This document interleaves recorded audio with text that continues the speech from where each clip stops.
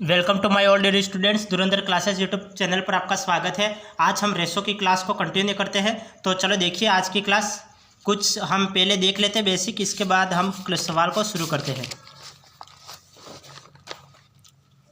जैसे देखिए, यदि दे रखा हो, जैसे फॉर एग्जांपल के लिए 2a = 3b, इस तरह से आपको दे रखा है और आपको a और b के मान ज्ञात करने हैं। तो आप कैसे ज्ञात करोगे? तो ए एज इट इज़ हम लिख लेते हैं, ए को एज इट इज़ लिखा, इस बी को यहाँ पे भाग में ले आते हैं, तो a/b हो गया और 3 यहाँ पे एज इट इज़ रहने दिया और 2 को यहाँ पे भाग में ले आए, तो a का मान तो 3 हो गया और b का मान 2 हो गया।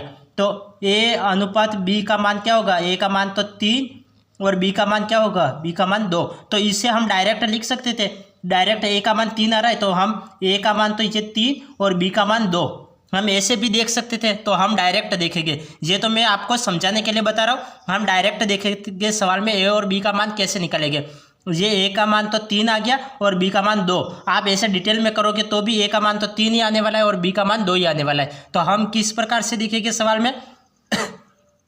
इस तरह से डायरेक्ट देखेंगे, a का मान तो 3 आ रहा है और b का मान 2 आ रहा है, b का मान 2 आ रहा है। अब आगे देखो, यदि दे रखा हो आपको 7a = 8b, इस तरह से आपको दे रखा है, तब a और b का मान ज्ञात करना है। कैसे ज्ञात करेंगे? यहाँ पे a का मान तो 8 और b का मान ये 7, तो a का मान तो क्या आ गया? a का मान तो 8 आ गया और b का मान क्या आ गया? b का मान 7 आ गया। इस तरह से a का मान तो 8 आ गया और b का मान 7 आ गया। अब नेक्स्ट एग्जाम्पल देखिए, नेक्स्ट एग्जाम्पल जैसे आपको दे रखा हो 5a = 6b, इस तरह से आपको दे रखा हो, तब आपको a और b का मान ज्ञात करना है। तो कैसे ज्ञात करोगे? यहाँ पे a का मान तो 6 आ गया और b का मान 5 आ गया, तो a का मान क्या आ गया? a का मान तो 6 और b का मान क्या आ गया? b का मान 5 आ गया। इस तरह से हम डायरेक्ट सवाल में देखेंगे, इस तरह से हम डायरेक्ट देखेंगे। फॉर एग्जांपल ये तो 2 डिजिट हमने ले रखे, a और b 2 ही ले रखे, ए बी ये देख रखे। यदि दूसरा कोई बड़ा सवाल दे दिया होता तो इसको कैसे करते? जैसे फॉर एग्जांपल समझ लो 2a = 3b = 4c, इस तरह से आपको दे दिया होता, तब हमें a b और c का मान ज्ञात करना होता है। तब हम a b और c का मान कैसे ज्ञात करेंगे? हमें a/b/c,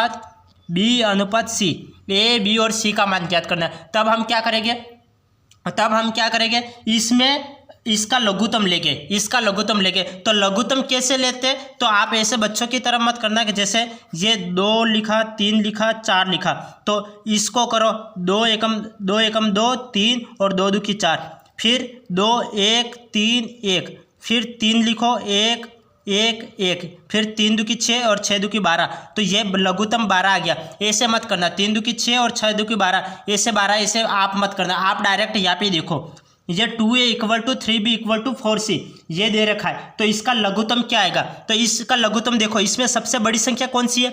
इसमें सबसे बड़ी संख्या है 4, तो 4, तो यहाँ पे 4 तो इसमें तो आएगा, लेकिन इसमें 4 आता है नहीं, तो इसका वर्ग, इसका डबल करो, मतलब इस 2 गुना करो, तो इसका 4 का 2 गुना कितना होता है? 4 का 2 गुना 8 होता है, तो 8 आता है क्या? ये 2 गुना करो, 4 दूनी 8 होता है, तो 8 यहाँ पे आता है क्या? 8 3 में नहीं आता है, 4 तिया 12, तो यहाँ पे 12 तो 3 में भी आता है, तो इसका लघुत्तम क्या आ गया? 12, क्योंकि पहले 4 देखो, 4 नहीं आ रहा है, 4 दूनी 8, तो 8 किस में आता है? तो 8 इसमें नहीं आता है, और 8 तिया 12, तो 12 इसमें आता है, इसमें भी आता है और इसमें भी आता है और इसमें भी आता है, तो इसका लघुत्तम क्या आ गया?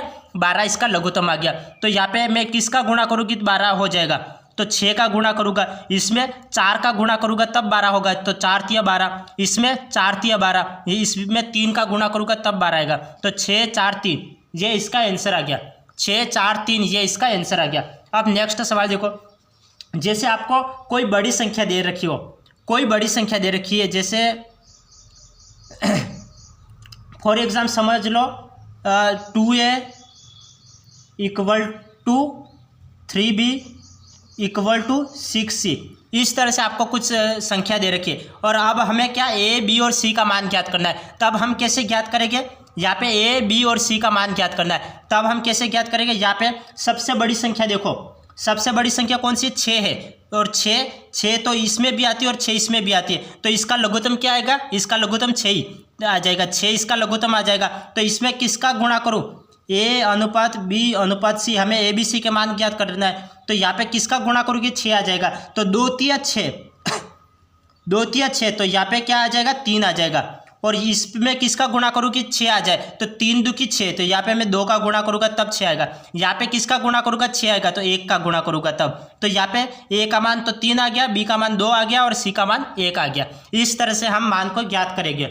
यदि कोई बड़ी वैल्यू दे रखी है जैसे 2a equal to 3b equal to 4c equal to 6d equal to जैसे ऐसे कुछ भी संख्या दे रखी हो, जैसे 12e, इस तरह से आपको दे रखा है, तब यहाँ पे इस तरह से दे रखा है, तो अब हम क्या करेंगे, इसमें लघुत्तम लेके फिर सवाल को सोल्व करेंगे। तो इसका लघुत्तम क्या आएगा, तो इसका लघुत्तम कैसे निकालेंगे, इस तरह से तो अपन को निकालना है नहीं, क्योंकि यहाँ पे ऐसे तो छोटे बच्चे निकालते हैं। हम यहाँ पे देखेंगे, डायरेक्ट देखेंगे, इसमें सबसे बड़ी संख्या कौन सी है 12, तो 12 तो इसमें भी आता है, 12 इसमें भी आता है, 12 इसमें भी आता है और 12 इसमें भी आता है और 12 इसमें भी आता है, तो इसका लघुत्तम तो 12 आ जाएगा। तो हमें ए बी सी डी और ई का मान ज्ञात करना है। कैसे ज्ञात करें, मैं इसमें किसका गुणा करूँ कि 12 आ जाए, तो 6 दू की 12, तो यहाँ पे 6 आ जाएगा।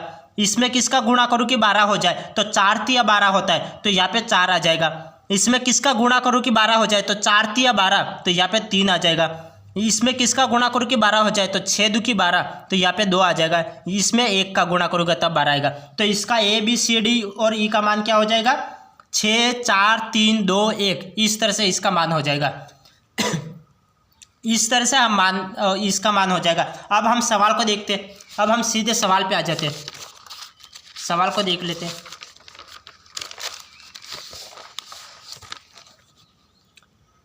ये सवाल क्या है, 2a equal to 3b equal to 4c, 2a equal to 3b equal to 4c, तो ए बी सी का मान हमें ज्ञात करना है। तो यहाँ पे ए बी सी का मान कैसे ज्ञात करेंगे, यहाँ पे दे रखा है 2a equal to 3b equal to 4c, ये दे रखा है, तो इसमें हम लघुत्तम देखेंगे, ये लघुत्तम देखेंगे। इसमें लघुत्तम क्या आएगा, लघुत्तम सबसे बड़ी संख्या कौन सी है, 4 है, और 4 तो इसमें तो 4 आता है नहीं, तो 4 का डबल करो, 4 का डबल कितना होता है, 4 दू की 8, तो 8 भी इसमें नहीं आता है, तो 4 तिया 12, तो 12 तो इसमें भी आता है, 12 इसमें भी आता है और 12 इसमें भी आता है, तो इसका लघुत्तम क्या आ गया 12 आ गया। तो मैं इसमें किसका गुणा करूँ कि 12 हो जाए, तो 6 दू की 12, तो ये 6 आ जाएगा, और इसमें किसका 4 तिया 12, तो यहाँ पे 4 आ जाएगा, और यहाँ पे 4 तिया 12, तो यहाँ पे 3 आ जाएगा। 6 4 3, इसका अनुपात क्या आ गया 6 4 3, ये इसका अनुपात आ गया, तो ये इसका आंसर आ गया, ये इसका आंसर आ गया। तो ये किसके मान है, ए अनुपात बी अनुपात सी के मान है, 6 4 3, तो ए अनुपात बी अनुपात सी का मान क्या हो गया 6 अनुपात 4 अनुपात 3। कैसे किया, तो ये हमें संख्या दे रखी थी 2a equal to 3b equal to 4c, ये दे रखा था। हम क्या करेंगे, इसको निकालने के लिए a अनुपात b अनुपात c को निकालने के लिए इसका लघुत्तम लेंगे, तो इसका लघुत्तम क्या आएगा 12 आएगा। तो 12 कैसे हम डायरेक्ट देखेंगे, आप a से भी तो कर सकते हो, 2 3 4 ऐसे लिख के भी तो कर सकते हो, फिर 2 का भाग दो, 2 एकम 2 3 और 2 दू की 4, फिर 2 1 3 1, फिर 3 1 1 1, फिर 3 दू की 6 और 6 दू की 12, तब आपका 12 आएगा। लेकिन हम यहाँ पे डायरेक्ट देखते हैं, तो हम यहाँ पे डायरेक्ट देखते हैं, डायरेक्ट 12 कैसे आएगा। इन तीनों संख्या में सबसे बड़ी संख्या कौन सी है, 4 सबसे बड़ी संख्या, तो 4 तो इसमें आता है नहीं, तो ये तो कैंसिल करो, 4 दू की 8 करो, तो 8 किस में 8 3 में, तो 8 आता है नहीं, फिर 4 तिया 12, तो 12 इसमें भी आता है, 12 इसमें भी आता है और 12 इसमें भी आता है, तो ये 12 इसका लघुत्तम हो गया, 12 लघुत्तम हो गया। अब यहाँ पे इस संख्या को 12 बनाना है, तो 12 बनाना है, तो इसमें मैं किसका गुणा करूँ, 6 का गुणा करूँ, 6 दू की 12 आ गया है, तो 6 इसका आंसर आ गया। फिर इसमें किसका गुणा करूँ कि 12 हो जाए, तो 3 चौक 12, तो 4 का गुणा करूँगा तब 12 हो जाएगा, तो ये 4 आ गया। फिर इसमें किसमा का गुणा करूँ कि 12 हो जाए, 4 तिया 12, 3 का गुणा करूँगा तब 12 हो जाएगा, तो ये 3 आ गया। तो ये 12 इक्वल टू 12 हो गया, तो 6 4 3 ये इसका अनुपात हो गया, 6 4 3 ये इसका अनुपात हो गया। अब नेक्स्ट सवाल देखो, नेक्स्ट सवाल क्या है, ये सवाल दे रखा है 4a equal to 3b equal to 6c, तो a अनुपात b अनुपात c का मान ज्ञात करना है हमें। तो यहाँ पे क्या दे रखा है, यहाँ पे दे रखा है कि 4a equal to 3b equal to 6c, ये दे रखा है। तो हम इसमें क्या करेंगे, इसमें क्या करेंगे लघुत्तम लेंगे। तो लघुत्तम कैसे निकालेंगे, सबसे बड़ी संख्या कौन सी है, सबसे बड़ी संख्या 6 है, 6 है, तो 6 किसमें 4 के पाड़े में तो 6 आते हैं नहीं, और 3 के पहाड़े में 6 आते हैं, तो अब 4 के पहाड़े में नहीं आते तो हम क्या करेंगे, इसको कैंसिल करेंगे। अब इसका 6 का 2 गुना करो, 6 का 2 गुना कितना हो जाएगा, 6 दूनी 12, तो 12 तो इसमें भी आते और 12 इसमें भी आते और 12 इसमें भी आते, तो इसका लघुत्तम क्या हो जाएगा, इसका लघुत्तम 12 आ जाएगा, इसका लघुत्तम 12 आ जाएगा। तो मैं इसमें किस संख्या का गुणा करूँ कि ये 12 हो जाए, तो 4 तिया 12, 4 तिया 12, तो ये 3 आ जाएगा अनुपात। इसमें किसका गुणा करूँ कि 12 हो जाए, तो 4 तिया 12, तो इसमें 4 का गुणा करूँगा तब 12 हो जाएगा। और यहाँ पे मैं किसका गुणा करूँ कि 12 हो जाए, तो 6 दूनी 12, 6 दूनी 12, तो 3 4 2, 3 4 2 का है, 3 4 2 ये रहा, तो ये इसका आंसर आ गया, ये इसका आंसर आ गया। तो इस तरह से हम सवाल को सॉल्व करेंगे। तो ये डायरेक्ट आप यहाँ पे भी डायरेक्ट कर सकते हो, ये इतना भी आपको लिखने की आवश्यकता नहीं, आप यहाँ पे ही करो। सबसे बड़ी संख्या 6 है, सबसे बड़ी संख्या 6 है, तो 6 तो यहाँ पे 4 में तो 6 आते हैं नहीं, 4 के पहाड़े में 6 नहीं आते, तो अब हम क्या करें, 4 दूनी 8, तो 8 तो इसमें आते हैं लेकिन इसमें नहीं आते। अब 4 तिया 12, नहीं ये 6 दूनी, ये 6 और 6 दूनी 12, तो 12 इसमें भी आते हैं, 12 इसमें भी आते हैं और 12 इसमें भी आते हैं, तो 12 लघुत्तम आ गया। तो 4 तिया 12, तो 3 का है, तो इन दोनों में है, तो ये दोनों को तो पहले कैंसिल हो जाएगा, इन दोनों में से होगा। फिर यहाँ पे 4 तिया 12, तो यहाँ पे 4 होना चाहिए, तो 4 इसमें ही है, तो ये इसका आंसर आ गया, ये इसका आंसर आ गया। इस तरह से हम एग्जाम में सवाल को सॉल्व करेंगे। अब नेक्स्ट सवाल देखो, नेक्स्ट सवाल क्या है, ये सवाल है 2a = 3b = 4c = 6d = 8e = 12f, तो a अनुपात b अनुपात c अनुपात d अनुपात e अनुपात f का मान हमें ज्ञात करना है। तो इसको हम कैसे ज्ञात करेंगे, इसको हम कैसे ज्ञात करेंगे, हमें ये दे रखा है, ये दे रखा है, हम इसको तो हम डायरेक्ट यहाँ पे ही सोल्व कर लेते। यहाँ पे क्या दे रखा है, सबसे बड़ी संख्या 12 दे रखी है, तो 12 इसमें भी आती है, इसमें भी आती है, इसमें भी आती है, और 6 दूनी 12 इसमें भी आता है, और इसमें 12 नहीं आते, इसमें 12 नहीं आते। तो अब 12 का 2 गुना करो, 12 का 2 गुना कितना होता है, 24 होता है, 12 दूनी 24, तो 24 इसमें आते हैं, इसमें भी आते हैं, इसमें भी आते हैं, और 6 चौक 24 इसमें भी आते हैं, और 8 तिया 24, तो इसमें भी आते हैं, और 12 दूनी 24 इसमें भी आते हैं। तो हम इसको कैसे करेंगे, इसमें किसका गुणा करेंगे कि 24 हो जाए, तो 12 दूनी 24, तो 12 तो सभी में है, इसमें 8 तिया 24, तो 8 यहाँ पे भी, 8 यहाँ पे भी, 8 यहाँ पे नहीं होती, इसको डायरेक्ट कैंसिल करो। ये 24 लाना है, तो 6 चौक 24 आता है, तो 6 आना चाहिए, 6 सभी में है, 6 सभी में। अब यहाँ पे 24 करना है, तो कैसे करोगे, 6 चौक 24 होता है, तो 4 कहाँ है, 4 इन 3 में है, लेकिन इसमें 4 नहीं है, तो ये भी कैंसिल करो। अब 8 तिया 24, तो 3 इन सभी में है, और 12 दूनी 24, तो 2 यहाँ पे ही है, 2 यहाँ पे ही है, तो ये इसका आंसर आ गया, ये इसका आंसर आ गया। तो इस तरह से हम बिना पेन लगाए इस तरह से हम सवाल को सॉल्व करेंगे, बिना पेन लगाए इस तरह से। मैंने बाकी कई जगह पेन नहीं लगाया, मैंने डायरेक्ट सवाल को सवाल में ही सॉल्व करके डायरेक्ट आंसर निकाल लिया। मैंने कैसे किया, हमें क्या निकालना है, a अनुपात b, a अनुपात b अनुपात c अनुपात d अनुपात e अनुपात f, ये हमें निकालना है। तो हमारा लघुत्तम क्या आया, लघुत्तम 24 आया। तो 24 में इस संख्या में किसका गुणा करूँ कि 24 हो जाए, तो 12 दूनी 24, 12 का गुणा करूँगा, फिर अनुपात, फिर मैं इस संख्या में किसका गुणा करूँगा कि 24 आ जाए, तो ये किसका गुणा, तो 8 तिया 24 होता है, 8 तिया 24 होता है, तो यहाँ पे 8 का गुणा करूँगा तब 24 आएगा। यहाँ पे इस संख्या में किसका गुणा करूँ कि 24 हो जाए, तो 4 छंग 24, 4 छंग 24, 6 का गुणा करूँगा तब 24 हो जाएगा। यहाँ पे इस संख्या में किसका गुणा करोगे कि 24 हो जाए, तो 6 चौक 24, 4 का गुणा करूँगा तब 24 हो जाएगा। इसमें किसका गुणा करूँ कि 24 हो जाए, तो 8 तिया 24, 3 का गुणा करूँगा तब 24 हो जाएगा। इसमें किसका गुणा करूँ कि 24 हो जाए, तो 12 दूनी 24, 2 का गुणा करूँगा तब। ये कैसे आ रहा है, ये 8 6, आपको कैसे पता चलेगा कि इसी पहाड़े में ये आते हैं, तो आप क्या करोगे, ये 6 आ रहा है, तो यहाँ पे 6 का भाग दे दो, तो 6 चौक 24, ऐसे 8 का भाग दो, तो 8 का, तो 8 तिया 24, 12 का भाग दो यहाँ पे, तो 12 दूनी 24 ऐसे आएगा, तो 12 8 6 4 3 2, तो ये इसमें ही आ रहा है, तो ये इसका आंसर आ गया, ये इसका आंसर आ गया। अब नेक्स्ट सवाल देखो,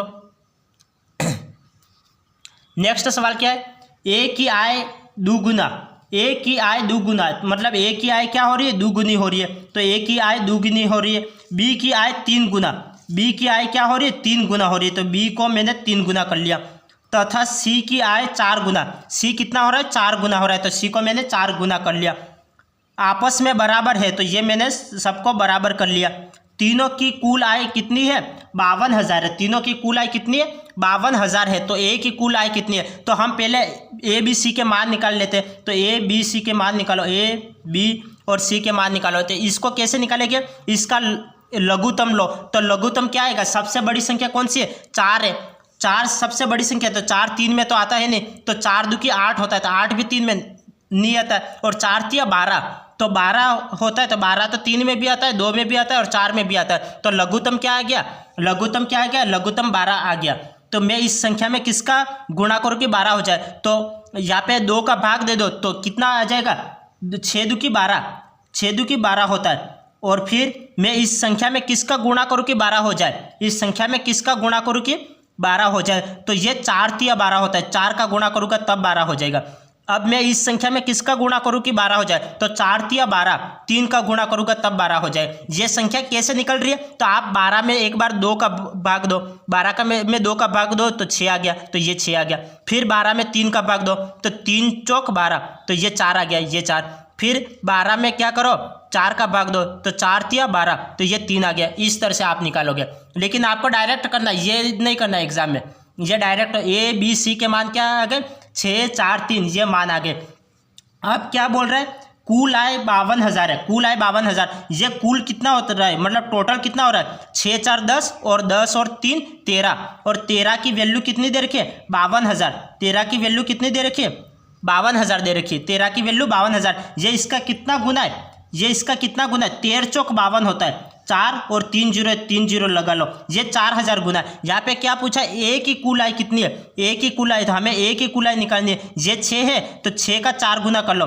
6 का 4 गुना करो, कितना हो जाएगा? 6 चौक 24, तो ये 24,000 इसका आंसर आ जाएगा। 24,000 इसका आंसर आ जाएगा। ये 24,000 इसका आंसर आ जाएगा। तो इसकी वैल्यू क्या है? 24,000। तो 24,000 इसका आंसर आ जाएगा। एक बार मैं सवाल को वापस रिपीट कर रहा हूँ, यदि किसी स्टूडेंट को नहीं समझ में आ रहा है तो एक बार वापस समझ ले सवाल को। सवाल क्या बोल रहा था? सवाल बोल रहा था ए की आय का 2 गुना, ए की आय 2 गुना, मतलब ए कितना है? 2 गुना है। बी कितना है? बी 3 गुना है, तो बी 3 गुना कर लिया। सी कितना है? सी 4 गुना है, तो सी को 4 गुना कर लिया। आपस में बराबर है, तो सबको मैंने बराबर कर लिया। अब हमें क्या करना है? इन तीनों का मान निकालना है। ए बी और सी, इन तीनों का मान निकालना है। तो ए बी और सी तीनों का हमने मान निकाला। इसका लघुत्तम लेके मान निकालेंगे। इस लघुत्तम कैसे लेके? इसमें सबसे बड़ी संख्या कौन सी है? तो 4 सबसे बड़ी संख्या है, तो 4 है वो सबसे बड़ी संख्या। तो हम क्या करेंगे? 4, तो इसका लघुत्तम क्या आएगा? 4 तो इसमें आता है नहीं। 8 देखो, 4 दूनी 8, तो 8 भी इसमें नहीं आता है। 4 तिया 12, 12 आता है, तो 12 लघुत्तम आ रहा है। इसमें किसका गुणा? 6 दूनी 12, तो 6 लिख लिया। 4 तिया 12, 4 लिख लिया। 4 तिया 12, 3 लिख लिया। अब यहाँ पे टोटल कितना हो रहा है? 13, और 13 की वैल्यू कितनी दे रखी है? 52,000 दे रखी है। ये कितना गुना है? 4,000 गुना है। हमें ए की कुल आय निकालनी थी। ए की कुल आय ये 4,000 गुना है, तो इसका भी 4,000 गुना करो। ए का 4,000 गुना किया तो 24, 6 चौक 24, 24,000 इसका आंसर आ गया। 24,000 इसका आंसर आ गया। अब नेक्स्ट सवाल देखो। नेक्स्ट क्या है? एक कंपनी के कर्मचारी 3:2 में कम हो जाते हैं। इसके कम हो जाते हैं। कंपनी में प्रत्येक कर्मचारी का वेतन इतना है और कंपनी में 12,000 रुपये बच जाते हैं। तो कंपनी के आरंभ में वेतन की कुल आय कितना खर्च किया? इसके लिए कुछ बेसिक देख लो। एक बार मैं कुछ बेसिक बता देता हूँ, थोड़ा कुछ सीख लेता हूँ और इसके बाद मैं इस सवाल को करता हूँ। जैसे फॉर एग्जांपल के लिए, यदि मेरे पास काम करने वाले व्यक्तियों की संख्या है 2 मिनट, मेरे पास काम करने वाले व्यक्तियों की संख्या है, जैसे मेरे पास 5 व्यक्ति है। मेरे पास कितने व्यक्ति है? 5 व्यक्ति है, और 5 व्यक्ति को मैं वेतन देता हूँ। वेतन मतलब सैलरी देता हूँ। 5 व्यक्ति को मैं वेतन देता हूँ। प्रत्येक व्यक्ति को मैं 3 रुपये वेतन देता हूँ। 3 रुपये वेतन देता हूँ। प्रत्येक व्यक्ति को मैं 3 रुपये वेतन देता हूँ। और मेरे पास कितने व्यक्ति? 5 व्यक्ति। तो मैं कितना रुपया खर्च कर रहा हूँ इन व्यक्तियों के पीछे? 5 या 15 रुपये खर्च कर रहा हूँ। अब मैंने क्या किया? व्यक्तियों की संख्या कम कर ली। पहले मेरे पास 5 व्यक्ति थे, तब मैं उनको वेतन 3 रुपया देता था। अब मेरे पास कितने व्यक्ति है? 4 व्यक्ति है। अब मेरे पास 4 व्यक्ति हो और उनको वेतन में क्या देता हूँ? 4 रुपये देता हूँ। तब मेरे पास मेरा कितना रुपया खर्च होगा? प्रत्येक व्यक्ति को मैं 4 रुपये देता हूँ, तो 4 व्यक्ति के पीछे मेरा कितना रुपया खर्च होगा? 4 चौक 16 रुपया खर्च होगा। तो पहले प्रारंभ में मेरे कितना रुपया खर्च हो रहा था? 15 रुपया खर्च हो रहा था। अब अंतिम में मेरे पास कितना रुपया? एक व्यक्ति को कम करने पर मेरा कितना रुपया खर्च हो रहा है? 16 रुपया खर्च हो रहा है। तो मेरे पास कितने का लॉस हो रहा है? पहले 15 खर्च हो रहे थे, अब 16 रुपये खर्च हो रहे हैं, तो मेरे पास 1 रुपये का लॉस हो रहा है। 1 रुपये का लॉस हो रहा है। 1 रुपये का लॉस हो रहा है। अब आप सवाल को देखना।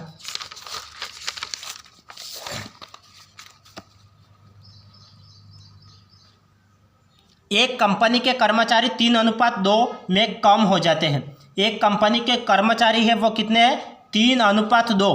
तो ये कर्मचारी है जैसे 3:2, ये कर्मचारी है 3:2 में कम हो जाते हैं तथा कंपनी के प्रत्येक कर्मचारी का वेतन है 4:2। ये कर्मचारी का वेतन है 4:2। ये तो कितने? ये तो क्या है? ये कर्मचारी है और ये क्या है? ये वेतन है। ये 3:2 में तो कर्मचारी है और 4:2 में ये क्या है? वेतन है। तो वेतन है, वेतन दिया गया। ऐसा करने से कंपनी के 12,000 रुपये बच जाते हैं। तो यहाँ पे कर्मचारी 3 है तब वेतन 4 है, तो कितना खर्च हो रहा है? 4 तिया 12 रुपये खर्च हो रहा है। और यहाँ पे कर्मचारी 2 है और वेतन 5 रुपये, तो कितना रुपया खर्च हो रहा है? 5 दूनी 10 रुपये खर्च हो रहा है। और यहाँ पे पहले कितने खर्च हो रहे थे? 12 रुपये, या अब कितने खर्च हो रहे हैं? 10 रुपये खर्च हो रहे। तो कितने रुपये बचे? यहाँ पे पहले 12 रुपये खर्च हो रहे थे, अब 10 रुपये खर्च हो रहे, तो 2 रुपये बच रहे हैं। 2 रुपये बच रहे और 2 रुपये की वैल्यू कितनी दे रखी है? 12,000। 2 की वैल्यू कितनी दे रखी है? 12,000 दे रखी है। 12,000 दे रखी है। ये इसका कितना गुना है? 6,000 गुना है। ये इसका कितना गुना है? 6,000 गुना है। अब यहाँ पे क्या पूछ रहा है? बच जाते हैं। तो ये बच जाते हैं तो कंपनी के आरंभ में वेतन पर कुल कितना खर्च है? तो आरंभ में कितना खर्च हो रहा था? 12 रुपये खर्च हो रहा था। तो 12 रुपया, तो इसकी वैल्यू हमें पूछिए। तो ये 6,000 गुना है, तो इसका भी 6,000 गुना कर लो। इसका 6,000 गुना करोगे तो कितना हो जाएगा? 12 छंग 72, 12 छंग 72, तो ये 72,000 रुपया। तो ये 72,000 इसका आंसर आ गया। 72,000 इसका आंसर आ गया। तो सवाल क्या पूछ रहा था? सवाल को एक बार वापस ध्यानपूर्वक समझना। सवाल क्या था? सवाल को वापस ध्यानपूर्वक समझना। मैं सवाल को वापस रिपीट कर रहा हूँ। एक कंपनी के पास ये 3:2 में कर्मचारी है और उन कर्मचारियों का वेतन कितना है? 4:2 है। तो कितना खर्च हो रहा है? प्रत्येक व्यक्ति को 4 रुपये देता है, तो 3 व्यक्ति को कितना देगा? 4 तिया 12 रुपये देगा। प्रत्येक व्यक्ति को 5 रुपये देता है, तो 2 व्यक्ति को कितना देगा? 10 रुपये देगा। 5 दूनी 10 व्यक्ति। तो पहले 12 रुपया देता था, अब 10 रुपये दे रहा है। कितने का लाभ हो रहा है? 2 रुपये का लाभ हो रहा है। पहले 12 रुपये देता था, अब 2 रुपये देता है, तो कितने का लाभ हो रहा है? 2 का लाभ हो रहा है। तो 2 की वैल्यू कितनी दे रखी है? 12,000 दे रखी है। 12,000 ये कितना गुना है? 6,000 गुना है। तो हमें क्या पूछा है? आरंभ में वेतन कितना था? 12 था। तो 12 की वैल्यू पूछिए। तो ये 6,000 गुना, तो इसका भी 6,000 गुना करो। ये 6,000 गुना किया कितना? 12 छंग 72, तो 72,000 रुपया इसका आंसर आ गया। 72,000 रुपया इसका आंसर आ गया। अब नेक्स्ट सवाल देखो। नेक्स्ट सवाल क्या है? एक कंपनी के कर्मचारी 4:3 में कम हो जाते हैं। एक कंपनी के कर्मचारी वो कितने कम होते हैं? 4:3 में कम हो जाते हैं तथा कंपनी के प्रत्येक कर्मचारी का वेतन दे रखा है 2:3। वेतन कितना है? 2:3 में बढ़ा दिया गया। ऐसा करने से कंपनी का खर्चा 3,000 रुपये बढ़ जाता है। 3,000 रुपये बढ़ जाता है। यहाँ पे खर्चा कितना बढ़ रहा है वो देखो। ये 4 दूनी 8, ये कितना हो रहा है? 4 दूनी 8। यहाँ पे कितना हो रहा है? 3 तिया 9। पहले कितना हो रहा था? 8 हो रहा था, अब कितना हो रहा है? 9। तो कितना खर्चा बढ़ा? कितना खर्चा बढ़ा? 1 रुपया खर्चा बढ़ा ना। पहले कितना खर्चा हो रहा था? 8, अब कितना खर्चा हो रहा है? 9। तो कितना रुपया बढ़ा? 1 रुपया बढ़ा। तो 1 की वैल्यू कितनी दे रखी है? 1 की वैल्यू 3,000 रुपये बढ़ जाती है। तो इस 1 की वैल्यू दे रखी है 3,000। 1 की वैल्यू कितनी दे रखी है? 3,000। तो ये कितना गुना है? 3,000 गुना है। 3,000 गुना है। तो हमें क्या पूछा है? कंपनी ने आरंभ में वेतन पर कुल कितना खर्च हुआ? तो आरंभ में कितने खर्च हो रहे थे? 8। तो 8 की वैल्यू पूछिए। तो हम ये 3,000 गुना है, तो इसका भी 3,000 गुना करेंगे। इसका 3,000 गुना करोगे तो कितना होगा? 8 तिया 24, तो 24,000 रुपया। 24,000, तो 24,000 इसका आंसर आ जाएगा। 24,000 इसका आंसर आ जाएगा। तो सवाल क्या था, सवाल बोल रहा था एक कंपनी के कर्मचारी कितने 4:3 में है, कम हो जाते हैं, और कंपनी के प्रत्येक कर्मचारी को कितना वेतन देता है, 2:3 का वेतन देता है। तो एक व्यक्ति को 2 रुपये देगा, 4 व्यक्ति को कितना देगा, 4 दूनी 8, 8 रुपये देगा। एक व्यक्ति को 3 रुपये दे रहा है, तो 3 व्यक्ति को कितना दे रहा है, 3 तिया 9, 9 रुपये दे रहा है। तो पहले 8 रुपये दे रहा था, अब 9 रुपये दे रहा है, तो कितना रुपया अधिक दे रहा है, 1 रुपया अधिक दे रहा है। और 1 रुपये की वैल्यू कितनी दे रखी है, 3,000। इस 1 रुपये की वैल्यू 3,000 है। ये कितना गुना है, 3,000 गुना है। अब हमें क्या पूछा है, आरंभ में वेतन पर कुल कितना खर्च हुआ। आरंभ में कितने थे, 8 रुपये थे, तो 8 का 3,000 गुना करो, 8 का 3,000 गुना करोगे कितना हो जाएगा, 8 या 24, तो 24,000 इसका आंसर आ गया। 24,000 इसका आंसर आ गया। अब नेक्स्ट देखो सवाल, नेक्स्ट सवाल क्या है, एक आदमी रेल, बस तथा कार से 2:3:4 के अनुपात में दूरी तय करता है। एक आदमी है, वो रेल को मैं ट्रेन लिख लेता हूँ, और बस को मैं बी लिख लेता हूँ, और कार को मैं सी लिख लेता हूँ, और इनका अनुपात कितना दे रखा है, 2:3:4 के अनुपात में दूरी तय करता है। उनके किराए का अनुपात क्रमशः, किराए का अनुपात कितना है, 4 रुपये, और बस के किराए का अनुपात 2 रुपये, और कार का अनुपात है 1 रुपये। मतलब ये 1 किलोमीटर ट्रेन से दूरी तय करेगा, तो 1 किलोमीटर तय करने में 4 रुपये लग रहे हैं। तो 2 किलोमीटर तय करने में कितना लगेगा, 1 किलोमीटर दूरी तय करने में 4 रुपये। ट्रेन से यदि वो सफ़र करता है तो 1 किलोमीटर दूरी तय करने में 4 रुपये लगेंगे, तो 2 किलोमीटर दूरी तय करने में कितना लगेगा, 4 दूनी 8, 8 रुपये लगेगा। अब बस से वो दूरी तय करता है, 1 किलोमीटर दूरी तय करने में 2 रुपये लग रहा है, तो 3 किलोमीटर दूरी तय करने में कितना रुपया लगेगा, 3 दूनी 6 रुपये लगेगा। कार से अगर कोई सफ़र करता है व्यक्ति, तो उसे 1 किलोमीटर दूरी तय करने में 1 रुपया लगता है, तो 4 किलोमीटर दूरी तय करने में कितना लगेगा, 4 रुपये लगेगा, तो 4 रुपया लगेगा। अब क्या बोल रहा है कि में है, यदि उसके कुल किराए के रूप में 540 रुपये खर्च हुए, कुल किराए के रूप में कितना खर्च हुआ, 540 रुपये खर्च हुआ। तो ये कुल टोटल करो, ये टोटल कितना है, 8, 6, 4, 10, और 10 और 8 18, और 18 की वैल्यू कितनी दे रखी है, 540 दे रखी है। इस 18 की वैल्यू कितनी दे रखी है, 540। ये इसका कितना गुना है, 18×3 = 54, ये 30 गुना है। यहाँ पे क्या पूछा है, रेल में कुल कितना खर्च हुआ, रेल में 8 रुपया खर्च हुआ, और 8 का भी 30 गुना करो, 8 का 30 गुना करोगे कितना हो जाएगा, 8×3 = 24, 240, तो 240 इसका आंसर आ गया। 240 इसका आंसर आ गया। तो सवाल क्या था, सवाल को एक बार वापस समझना। सवाल था एक आदमी रेल, बस और कार से ये दूरी अनुपात में दूरी दे रखी है। ट्रेन से दूरी तय करता है 2 किलोमीटर, बस से दूरी करता है 3 किलोमीटर, और कार से दूरी करता है 4 किलोमीटर। तो 2, 3, 4, तो 2, 3, 4 मैंने लिख लिया। अब इनके किराए का अनुपात दे रखा है 4, 2, 1, तो 4, 2, 1 लिख लिया। अब 4 किलोमीटर दूरी करने में कितना, 1 किलोमीटर दूरी करने में 4 रुपया, तो 2 किलोमीटर दूरी करने में कितना, 8 रुपया लगेगा। 1 किलोमीटर दूरी तय करने में 2 रुपया, तो 3 किलोमीटर दूरी तय करने में कितना, 3 दूनी 6 रुपये लगेगा। 1 किलोमीटर दूरी तय करने में 1 रुपया, तो 4 किलोमीटर दूरी करने में 4 रुपये लगेगा। टोटल उन्होंने कितना किराया खर्च हुआ, कितना किराया दिया, मतलब किराया कितना दिया, 6, 4, 10 और 8 18 दिया, और 18 की वैल्यू कितनी दे रखी है, 540 दे रखी है। इस 18 की वैल्यू 540, ये इसका कितना गुना है, 30 गुना, क्योंकि 18×3 = 54, और ये 0 का 0, तो ये 30 गुना। हमें क्या पूछा है, रेल में कुल कितना खर्च हुआ, तो ये ट्रेन का कुल कितना खर्च हुआ, 8, और 8 का 30 गुना करो कितना हो जाएगा, ये 30 गुना, इसका 30 गुना करो 240, 240 इसका आंसर आ गया। 240 इसका आंसर आ गया। अब नेक्स्ट देखो, नेक्स्ट सवाल क्या है, एक हीरे का मूल्य उसके भार के वर्ग के अनुक्रमानुपाती है। एक हीरा 4 भागों में इस प्रकार टूटा कि टुकड़ों का भार 1:2:3:4 के अनुपात में था। यदि टूटने पर हीरे के मूल्य में 70,000 की हानि हुई तो मूल हीरे का मूल्य कितना था। इसके लिए एक चीज़ देख लेना, मैं आपको एक चीज़ इंपॉर्टेंट एक चीज़ बता देता हूँ। जैसे कि मेरे पास एक हीरा है, और हीरा कितना ग्राम है, 100 ग्राम का एक, नहीं 10 ग्राम का, 10 ग्राम का एक मेरे पास हीरा है, और हीरे की कीमत है, हीरे की कीमत क्या होती है, ये वजन के स्क्वायर के बराबर होती है।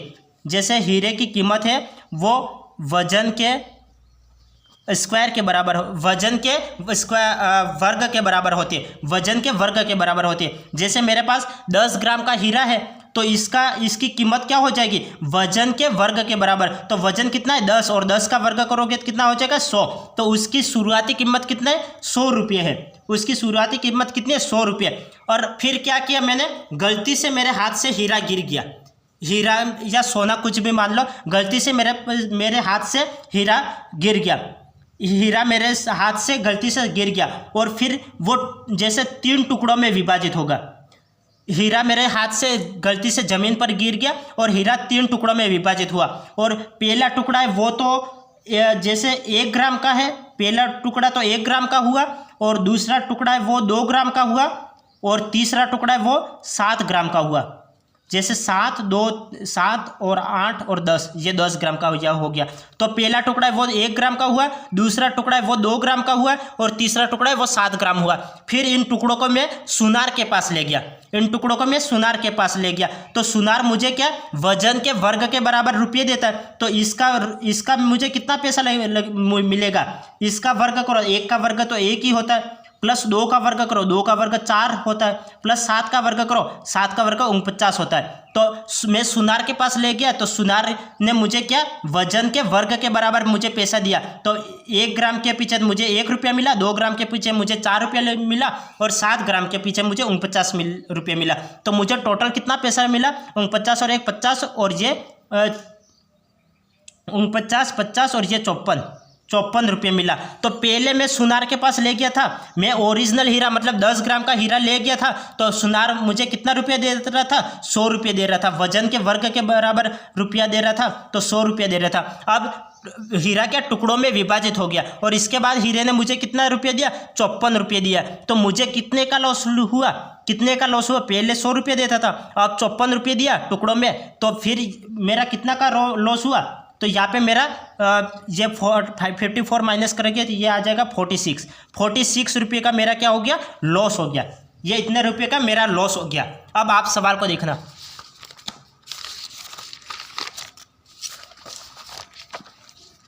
ये सवाल कुछ इसी प्रकार है, इस सवाल को एक बार आप समझना। सवाल बोल रहा है एक हीरे का मूल्य उसके भार के वर्ग के अनुक्रमानुपाती है, वर्ग के अनुक्रमानुपाती। एक हीरा 4 भागों में इस प्रकार टूटा, एक हीरा है वो कितने का वो मुझे पता नहीं है, हीरा है वो ये इस प्रकार टूटा कि टुकड़ों का भार दे रखा है 1:2:3:4, मतलब 1:2:3:4, इस अनुपात में हीरा टूटा है। तो टुकड़ों का भार 1:2:3:4 के अनुपात में था। तो ये टोटल हीरा कितने का था, 4 और 7, 7 और 9, 9 और 1 10। तो टोटल हीरा कितने का था, 10। तो 10 का था। यदि टूटने पर हीरे के मूल्य में 70,000 रुपये की हानि हुई है तो मूल हीरे का मूल्य कितना है। तो इस 10 का मूल्य कितना हो जाएगा, ये वर्ग के अनुक्रमानुपाती हो गया, क्योंकि ये पूछा है वर्ग के अनुक्रमानुपाती। तो 10 का वर्ग करो, 10 का वर्ग कितना होता है 100, तो ये 100 रुपया। और यहाँ पे कितना हो जाएगा, 1 का वर्ग करो, 1 का वर्ग करो कितना हो जाएगा, 1 का वर्ग 1, प्लस 2 का वर्ग करो, 2 का वर्ग 4, प्लस 3 का वर्ग करो, 3 का वर्ग 9, प्लस 4 का वर्ग करो, 4 का वर्ग 16।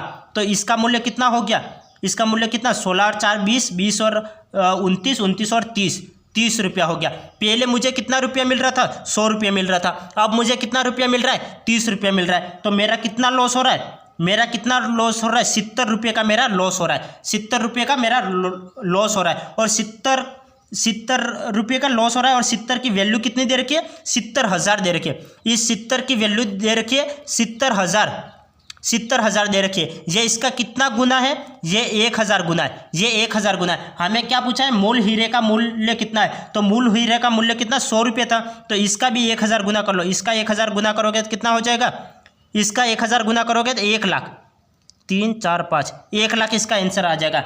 1 लाख का ये रहा, तो ये इसका आंसर आ गया, ये इसका आंसर आ गया। तो सवाल क्या था, सवाल को एक बार वापस समझना। ये सवाल बोल रहा था एक हीरा है और हीरे के टुकड़ों का भार दे रखा है 1:2:3:4।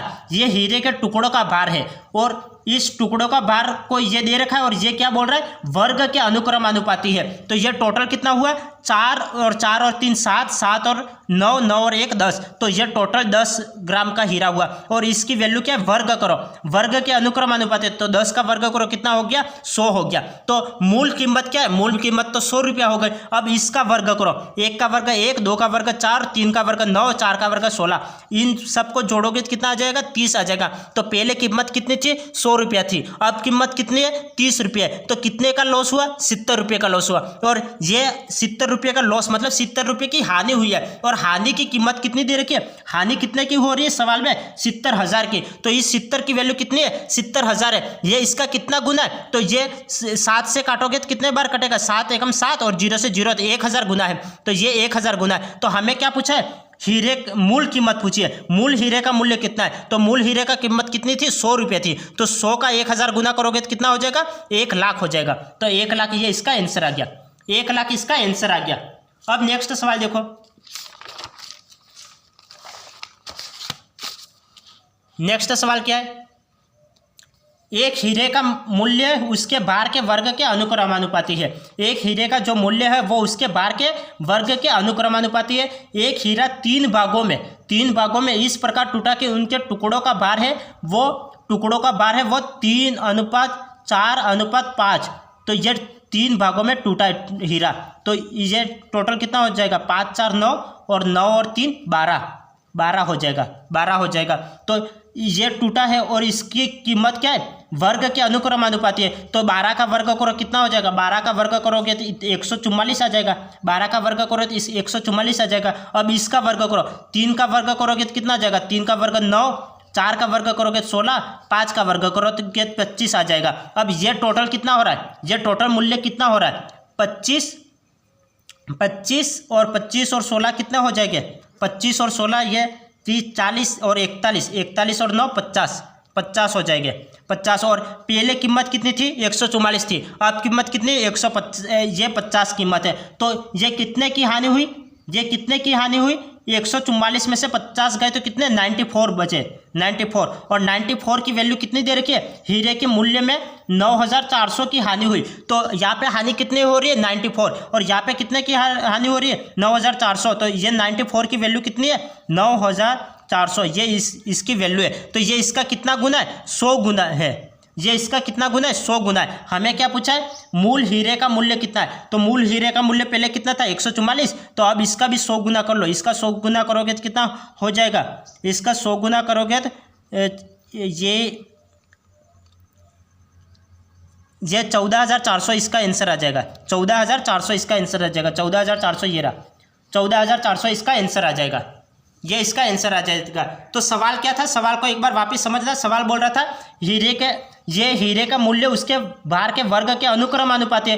हीरे का जो टोटल भार, टुकड़ों का भार दे रखा था 3:4:5 दे रखा था। और फिर यह टोटल कितना किया, 5 4 9 और 9 और 3 12। तो 12 का वर्ग करो कितना, ये वर्ग के अनुक्रमानुपाती है, 12 का वर्ग करो 144। ये तो 144 उसकी मूल कीमत आ गई। अब ये टुकड़ों के भार का वर्ग करो, ये 3 का वर्ग 9, 4 का वर्ग 16, 5 का वर्ग 25, ये टोटल कितना हुआ 50। तो पहले मूल्य कितना था 144, अब कितना हो गया 50। तो ये कितने का लॉस हुआ 94, और 94 की वैल्यू कितनी दे रखी है 9400, ये दे रखा है। तो ये इसका कितना गुना है 100 गुना है। तो इसका भी मूल कीमत पूछिए, तो मूल कीमत का 100 गुना करो कितना आ जाएगा 14,400।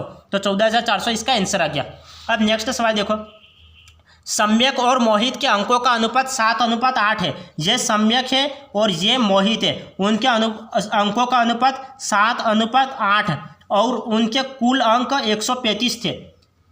ये सम्यक और मोहित के अंकों का अनुपात कितना है 7:8 और उनके कुल अंक कितने दे रखे 135। तो ये कुल कितना हो रहा है 7 और 8 15 हो रहा है, 7 और 8 15, और 15 का मूल्य कितना दे रखा है 135 दे रखा है। इसकी वैल्यू कितनी दे रखी है 135। ये इसका कितना गुना है, ये इसका 15 9 135 होता है, ये 9 गुना है। तो इसका भी 9 गुना करो, इसका 9 गुना करोगे तो कितना हो जाएगा 8 9 72 हो जाएगा, और इसका 9 गुना करोगे तो कितना हो जाएगा 9 7 63, ये 63 हो जाएगा। अब क्या बोल रहा है, पुनर्मूल्यांकन के पश्चात सम्यक के अंक 7 बढ़ जाते हैं। ये सम्यक है और सम्यक के अंक कितने, पुनर्मूल्यांकन किया तो उसके अंक कितने 7 अंक बढ़ गए, 7 अंक बढ़ गए। तो पहले अंक थे 63 और 7 अंक बढ़ गए, तो ये कितने अंक हुए 63 और 7 कितने हो जाएंगे, ये 70 हो जाएंगे, ये 70 हो जाएंगे। बढ़ गए तथा उनके अंकों का अनुपात बदलकर कितना 14:15, तो ये इसका अनुपात बदलकर कितना 14:15 हो गया। तो 14:15 हो गया, तो ये इसका कितना गुना है, ये इसका कितना गुना है, 14 पंचे 70 होता है, 14 पंचे 70, ये इसका 5 गुना है। तो ये पूछा है मोहित के पुनर्मूल्यांकन का परिणाम क्या रहा, मोहित के पुनर्मूल्यांकन का परिणाम, तो ये तो दे रखा है और इसका हमें ज्ञात करना है। तो ये 5 गुना है, तो ये भी 5 गुना होगा, तो इसका भी 5 गुना करो तो कितना हो जाएगा 15×5 = 15×5 = 75। पहले नंबर कितने थे 72, अब कितने हुए 75 हो गए। तो इसके कितने अंक बढ़े, इसके अंक कितने बढ़े 3 अंक बढ़े। इसके कितने पहले अंक थे 72, अब अंक आ रहे 75, तो कितने अंक बढ़े 3 अंक बढ़े। तो 3 अंक बढ़े, तो ये 3 अंक बढ़े, ये इसका आंसर आ गया, ये इसका आंसर आ गया, ये इसका आंसर आ गया।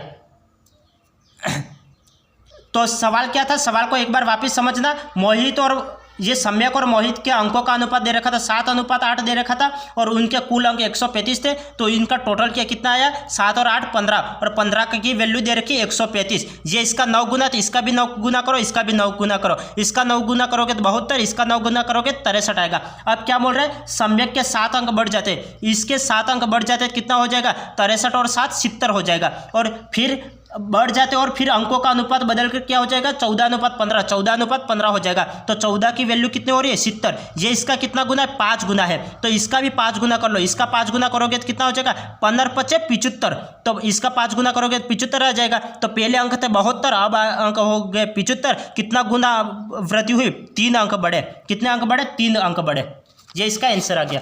अब नेक्स्ट सवाल देखो, नेक्स्ट सवाल है ए व बी के अंकों का अनुपात 9:7 था। ए और बी के अंकों का अनुपात, ये ए है ये बी है, इनके अंकों का अनुपात कितना था, ए और बी के अंकों का अनुपात था 9:7, 9:7 था। और उनके कुल अंक 112, ये कुल अंक 112 थे। ये कितने 9 और 7 कितने हो जाएंगे 16, और 16 की वैल्यू कितनी दे रखी है 112 दे रखी है। ये इसका कितना गुना है 16 × 112, 16 × 112, ये 7 गुना है। तो इसका 7 गुना करो, इसका 7 गुना करोगे तो कितना हो जाएगा 7 और इसका 7 गुना करोगे तो कितना हो जाएगा, इसका 7 गुना करोगे 9 × 63, ये 63 हो जाएगा। अब क्या बोल रहा है, पश्चात ए के 9 अंक बढ़ जाते हैं। ए के कितने अंक बढ़ जाते हैं 9 अंक बढ़ जाते हैं। ए के 9 अंक बढ़ जाते हैं, तो 9 अंक बढ़ने पर क्या हो जाएगा 63 और 9 कितने होते हैं 63 और 9 72 होते हैं, और बढ़ जाते हैं। और फिर अनुपात बदलकर 9:8 हो जाता है। बढ़ गए और तथा उनके अंकों का अनुपात बदलकर 9:8, ये अनुपात 9:8 हो गया, 9:8 हो गया। तो ये इसका कितना गुना है 90/72, ये 8 गुना हो गया, ये 8 गुना हो गया, तो ये भी 8 गुना हो जाएगा। ये 8 गुना करोगे तो कितना हो जाएगा 8 8 64, ये 64। तो पहले अंक कितने थे, पहले अंक 49 थे, अब अंक कितने हो गए 64। तो कितने अंक बढ़े, पहले अंक 49 थे, अब अंक 64 हो गए। तो कितने अंक बढ़े 15 अंक बढ़े, 15 अंक बढ़े, तो कितने अंक बढ़े 15 अंक बढ़े। तो 15 अंक बढ़े, ये 15 अंक बढ़े, ये इसका आंसर आ गया। 15 अंक बढ़े, ये इसका आंसर आ गया। तो पहले अंक थे कितने थे 49 थे, अब अंक कितने 64, तो कितने अंक बढ़े 15 अंक। सवाल को वापस समझना, मैं सवाल को वापस रिपीट कर रहा हूँ। ए और बी के अंकों का अनुपात दे रखा है 9:7 दे रखा है, और इसको टोटल करो कितनी दे रखी है 9 और 7 16, और 16 की वैल्यू कितनी दे रखी है 112। ये इसका 7 गुना है, इसका भी 7 गुना करो, इसका भी 7 गुना करो। इसका 7 गुना करोगे तो 49, इसका 7 गुना करोगे 63। फिर ए के कितने 9 अंक बढ़ जाते हैं, ए के 9 अंक बढ़ाओ तो कितना हो जाएगा 63 और 9 72, और फिर अनुपात बदलकर कितना हो जाता है 9:8 हो जाता है। तो ये 9:8 हो रहा है। ये 9 की वैल्यू कितनी है 8 गुना है, 9 8 72, तो ये भी 8 गुना करो तो 8 8 64 हो जाएगा 64। तो पहले अंक 49 थे, अब 64 हो गए, कितने अंक बढ़े 15 अंक बढ़े, तो ये इसका आंसर आ गया। अब नेक्स्ट सवाल देखो, नेक्स्ट सवाल देखो, ये सवाल दे रखा है दो नंबर दे रखे, 2 नंबर 4:5 के अनुपात में है। यदि दोनों नंबर, ये 2 नंबर दे रखे 4:5 के अनुपात में है, यदि दोनों नंबर में 10 जोड़ा जाता है, दोनों नंबर में कितना जोड़ा जाता है 10 जोड़ा जाता है, तो अनुपात बदलकर 5:6 हो जाता है, 5:6 हो जाता है। तो 5:6 हो जाता है, छोटा नंबर होगा, ये छोटा नंबर होगा, ये पूछा है। तो यहाँ पे अंतर कितने का है, यहाँ पे अंतर 4 और 5, यहाँ पे अंतर 1 का अंतर है। यहाँ पे अंतर देखो, यहाँ पे 5 और 6, यहाँ पे अंतर 1 का अंतर है। तो अब हम इसको कैसे करेंगे, 1 का अंतर है, तो 1 की वैल्यू कितनी दे रखी है 10 दे रखी है, 1 की वैल्यू 10 दे रखी है। तो ये 10 गुना है, तो ये हमें छोटा नंबर निकालना है, छोटा नंबर 4 है, तो 4 का भी 10 गुना करो, 4 का 10 गुना करोगे 40, तो 40 इसका आंसर आ जाएगा। 40 इसका आंसर आ जाएगा। इस तरह से हम सवाल को करेंगे। आप इसको इस तरह से भी कर सकते हो। दूसरा मेथड क्या है, इसको दूसरा मेथड है, इसको एक्स से भी कर सकते हो। जैसे दो नंबर दे रखे 4x और 5x, तो इसको मैंने 4x लिखा और अनुपात है तो बटा कर लिया, और यहाँ पे 5x तो 5x अनुपात में है। यदि दोनों नंबर में 10 जोड़ा जाता है, यहाँ पे 10 जोड़ लो और यहाँ पे 10 जोड़ दो, तो अनुपात क्या हो जाता है, 5:6 हो जाता है। 5:6 हो जाता है। आप क्रॉस मल्टीप्लिकेशन कर लो, 6 का यहाँ पे गुणा करवाओगे तो कितना हो जाएगा, 6 चौक 24, 24x प्लस ये 60 आ जाएगा, इक्वल टू 5 25x और प्लस ये 5 ये 50 हो जाएगा, ये 50 हो जाएगा। फिर 25 में से 24 गए कितना बचेगा, 25 में से 24 गए तो एक x बचेगा, यहाँ पे x बचेगा, और इक्वल टू यहाँ पे 60 इधर जाएंगे तो ये 60 में से 50 गए कितना बचेगा, 10 बचेगा।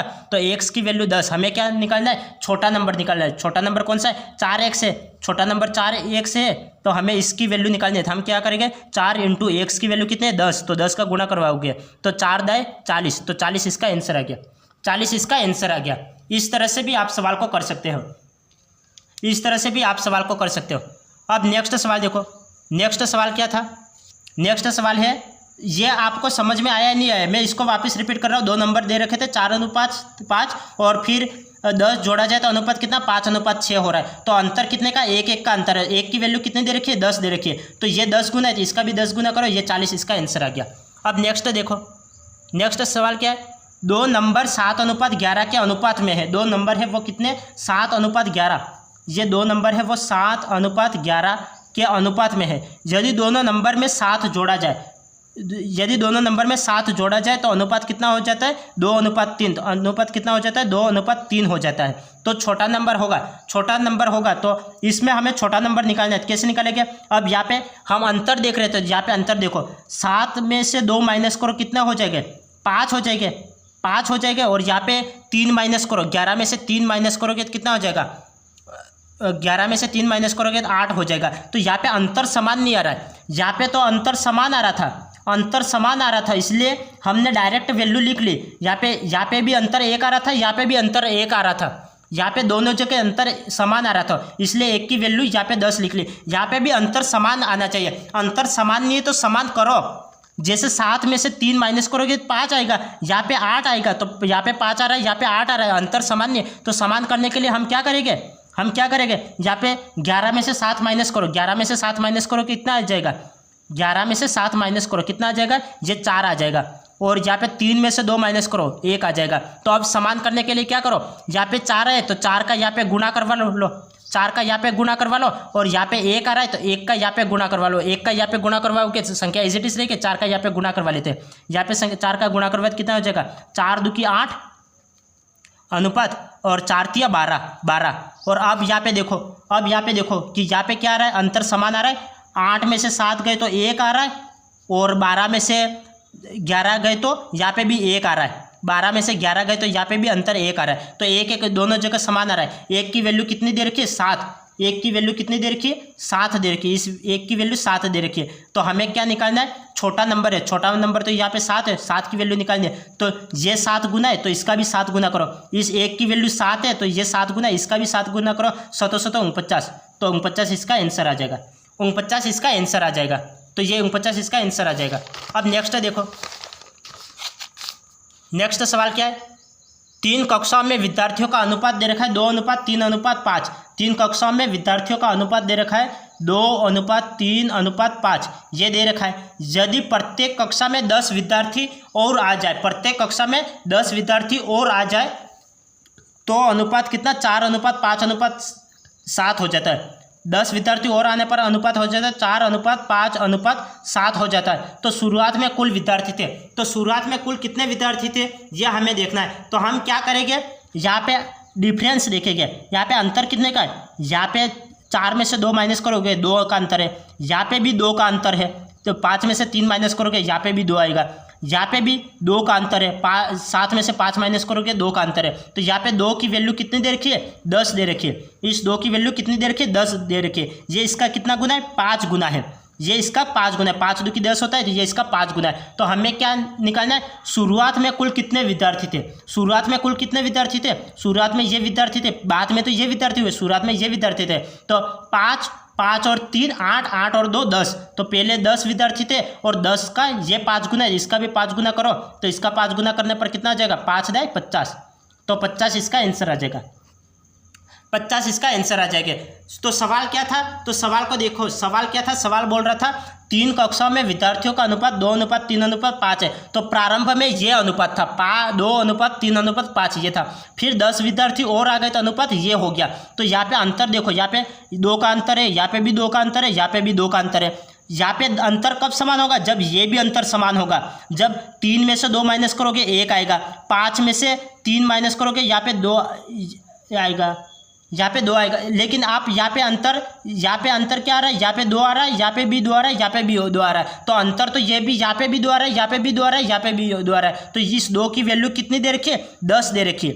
ये 10 विद्यार्थी बढ़ जाते हैं, 2 की वैल्यू 10 दे रखी है। ये इसका कितना गुना है, 5 गुना है, ये इसका 5 गुना है। तो हमें क्या निकालना है, प्रारंभ में शुरुआत में कुल कितने विद्यार्थी थे, तो शुरुआत में ये विद्यार्थी थे, इसका टोटल करो, 5 3 8, 8 और 2 10, तो 10 का 5 गुना करो, ये 5 गुना, इसका भी 5 गुना करोगे 50, तो 50 इसका आंसर आ गया, 50 इसका आंसर आ गया।